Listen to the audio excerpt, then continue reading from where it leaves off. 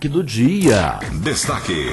O destaque do dia é com ele, Sérgio Cruz. Alô, seu Sérgio Cruz, bom dia. Alô, Marcos Faria, alô, Madureira. Madureira, bom dia, só alegria, Madureira. Chegando o chazinho da manhã. Não sei por que o pessoal traz chá e enfia o copo dentro do outro, né? O chá com o copo dentro do outro. Essa é técnica de esfriar mas eu vou dar uma colher de chá para você numa próxima oportunidade, viu? Muito obrigado, senhor Raul Ratier. Cumprimentar meu amigo Pacheco que está assistindo agora. Coisa ruim para assistir de manhã, né? Acidente de carro. Puxa, não é fácil, hein, Sérgio? Cumprimentar o pessoal da Pontinha do Coxo, Pontinha do lado do Figueirão. Hoje, o Figueirão entrando no mapa dos milionários, né? Um acertador do Figueirão. Estou recebendo aqui uma mensagem aqui do Carlos Alberto, deve ser lá da Pontinha do Coxo, comunicando, mas todo mundo já está sabendo, o Carlos Alberto, que o Figueirão hoje está no mapa do milionário do Brasil. Parabéns à Pontinha do Coxo.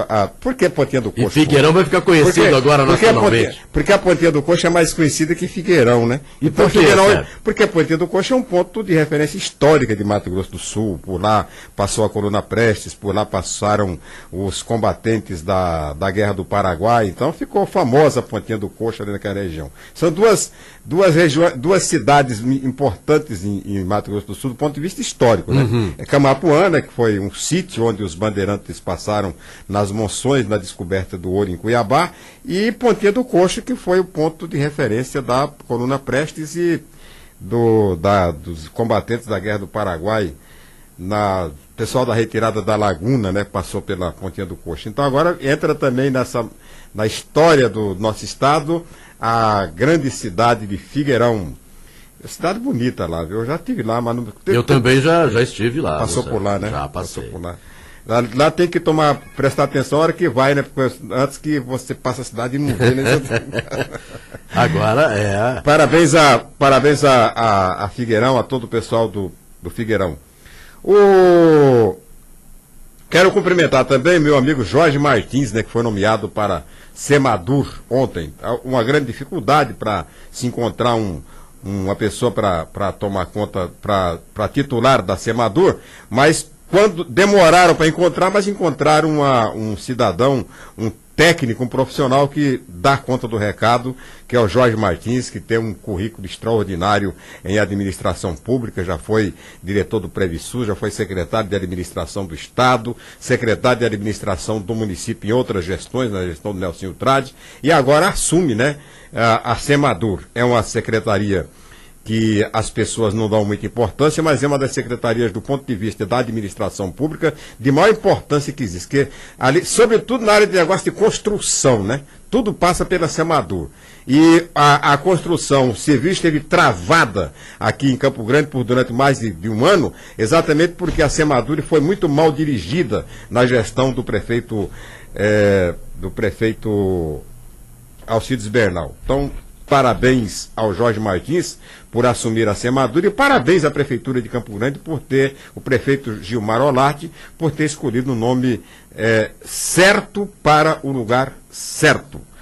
Eu estou acompanhando aqui, aliás, todas as partes do mundo estão acompanhando, menos Campo Grande, uma campanha contra a sanção de uma lei que foi aprovada pela Câmara Municipal, regulamentando a profissão de carroceiro. Né? Sim.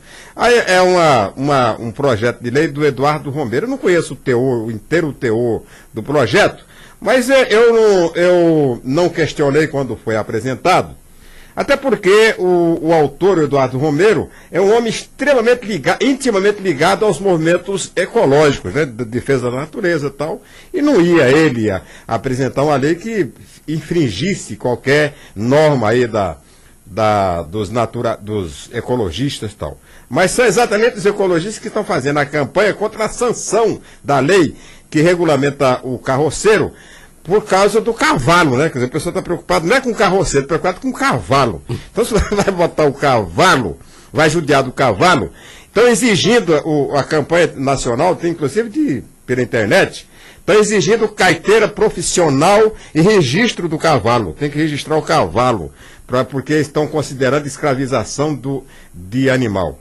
Agora, eu acho Não vou entrar no mérito, mas eu acho um exagero, né? Você ficar com essa super proteção.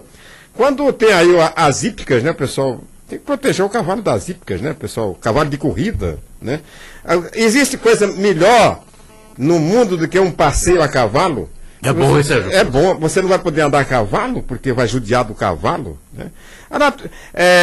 Por que as pessoas não fazem uma campanha para evitar matar boi? Você já viu matar boi no matadouro? Já vi. Já viu. É coisa horrível, né? Coisa triste. O pessoal não vai fazer campanha contra o carroceiro, meu.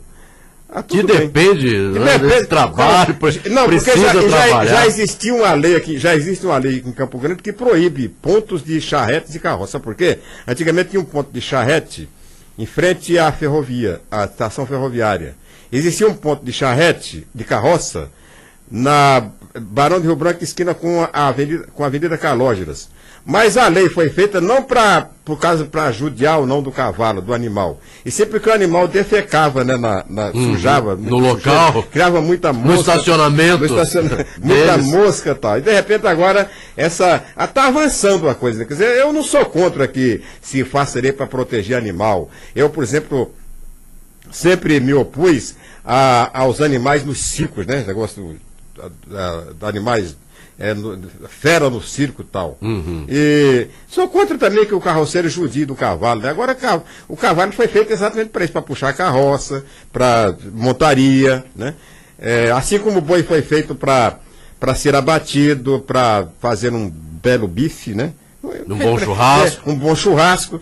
Então eu não sei por que contrariar a natureza. Daqui a pouco a gente não vai poder mais nem comer, né? Porque vai aparecer o pessoal para defender o boi, para defender a vaca, para defender o cavalo. Daqui a pouco vai aparecer o pessoal para defender o alface, né? Olha o alface, coitadinho do alface. Vai judiar do alface. A alface também tem vida. Teve ontem na Assembleia Legislativa um debate interessante sobre violência e envolvendo a questão da maioridade penal. Foi um discurso preliminar do deputado Marum, contando uma façanha, né, da qual ele teria sido vítima, numa rodovia entre Santos e São Paulo. Depois um outro discurso do deputado Marquinhos Estrada, aliado, um discurso muito bem articulado, como todos os discursos que ele tem feito, falando comentando também a violência. E eu quero destacar aqui o problema da maioridade penal. Maioridade penal é uma espécie de tabu no Brasil. Você não pode tocar nesse assunto. Aí justificar, não, porque não adianta você reduzir a maioridade de 18 para 16, porque aí os bandidos vão atrás de quem tem 15 anos e tal. Ora, você tirando de circulação a faixa etária de 16 a 18 anos, você já termina reduzindo, né? Reduzindo. Claro. Eu sei lá, eu acho que tem que ser debatido, que não pode fechar o assunto. Quer dizer, porque o jurista é contra, porque o juiz é contra, porque o promotor é contra, então a sociedade não pode debater, porque eles é que entendem disso aí. Eu acho que tem que ser debatido, tem que ser discutido, tem que voltar a discutir isso aí, porque o Brasil é um dos poucos países do mundo onde tem esse tabu que não pode mexer na maioridade penal. Eu não fiz as contas ainda de quanto é que isso pode influenciar, impactar na criminalidade, mas o que eu acho é que o que eu acho é aquilo que eu vejo. Hoje todas as quadrilhas no Brasil, e o exemplo está aqui aqui dentro de casa, todas essas quadrilhas têm na sua composição sempre um ou dois adolescentes. Então, e na maioria das vezes é que assume o crime de homicídio. Quem fez? Foi o menor ali. Você sabe que só apenas 3 anos, né, que vai ficar. Como essa garota de 17 anos que participou da morte do Erro. Porque fez caramuça, hoje o adolescente passou dos 12, 13 anos, ele já sabe tudo, ele já conhece tudo. Ele já sabe muito mais que eu, que você, né, que temos um pouquinho mais de idade, né, e até acha que tem um pouquinho mais de experiência. Verdade. Ele já sabe tudo. O cara abre aí o Dr. Google, né? O Dr. Google explica tudo pro cara, ele já sabe tudo. Então, ele já sabe até conhece as marcas da arma, conhece o tipo de munição que vai usar. Exatamente. Ele sabe tudo. Então, não adianta você querer enganar um adolescente de 14 anos. Então, por isso que eu acho que essa discussão tem que avançar. Não pode ficar, não pode, sentou em cima, seu Pedro Kemp sentou em cima, não é assim. seu Marquinhos Tade sentou, também não é assim, o promotor sentou, não é bem por aí. Eu acho que a sociedade tem que se envolver nesse debate, tem que avançar no debate, evoluir no debate, né?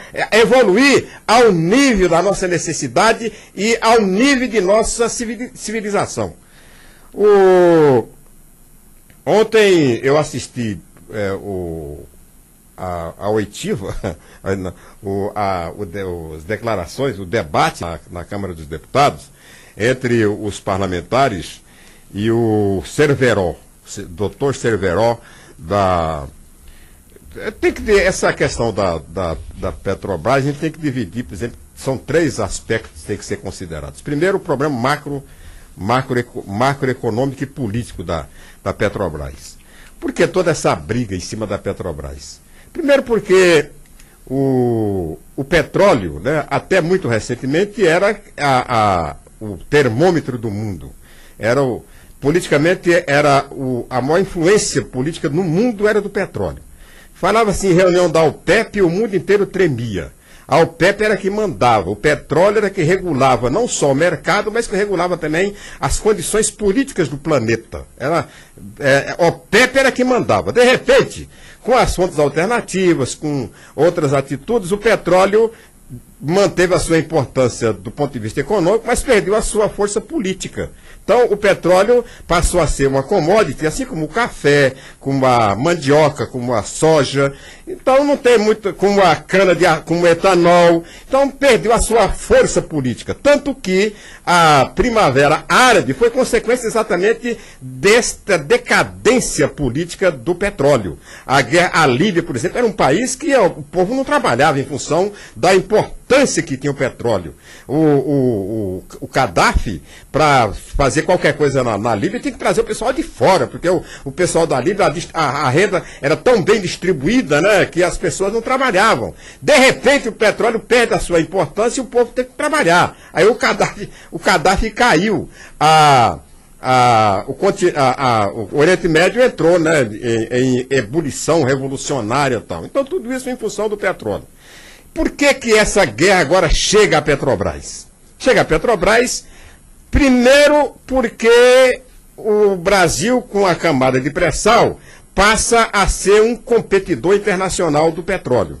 E isso aí termina impactando, né, outras companhias e interesse de outras nações. Segundo porque há uma corrente no Brasil e fora do Brasil super interessada na privatização da Petrobras. Aliás, esse projeto de privatização é antigo. O Fernando Henrique, quando foi presidente, tentou criar a Petrobras, né, para poder internacionalizar a Petrobras e privatizá-la. Então, não deu certo até agora, então vamos desvalorizar totalmente a Petrobras, vamos amesquinhar a Petrobras para torná-la competitiva ao mercado de privatização. Esse é um aspecto. O segundo aspecto é o problema da eleição. A eleição está aí, a oposição tem que buscar um palanque nacional, né?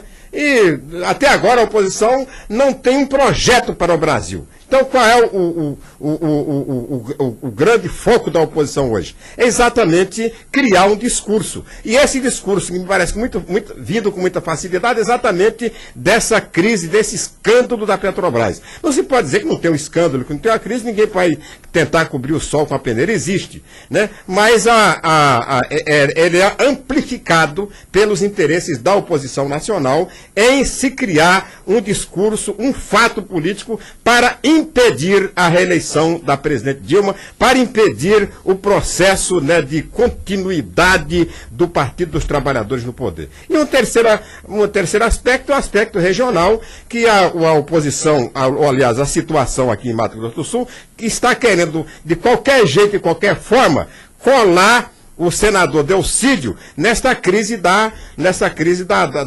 Petrobras, até porque o senador Delcídio é o candidato hoje, né, disparado preferencial nas pesquisas de opinião pública. Então, é claro, a oposição tem que buscar o seu discurso. Então, essa crise se resume nisso, né? É num fato econômico, nacional e internacional, e no fato político nacional e local. Ontem, A oposição espremeu, virou, revirou de cabeça para baixo o Cerveró, tentando arrancar dele o padrinho, né?